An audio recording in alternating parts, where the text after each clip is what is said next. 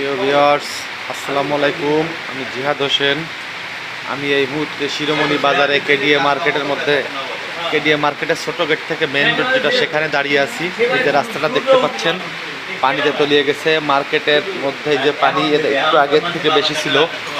এবার এই যে বাম পাশের রোডটা, এই রোডটা সবসময় জনসরগম থাকে। সেই রোডটা দেখতে পাচ্ছেন পানিতে তলিয়ে গেছে। অনেকে আমার আগের ভিডিওতে জিজ্ঞাসা করছে, তার আগের ভিডিওতে শওকত কাকার আস্তানার কি অবস্থা। এই আস্তানাটা পানিতে তলিয়ে গেছে দেখতে পাচ্ছেন।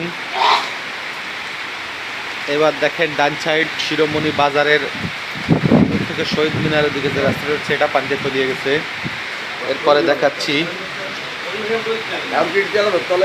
এই সাইডটা হচ্ছে, দেখতে পাচ্ছেন যে সাইডটা ফুচকা, চটপটি, চপ, চিকেন ফ্রাই সহ বিভিন্ন ধরনের খাবার বিক্রি হয়, সেই গলিটা দেখতে পাচ্ছেন আপনারা।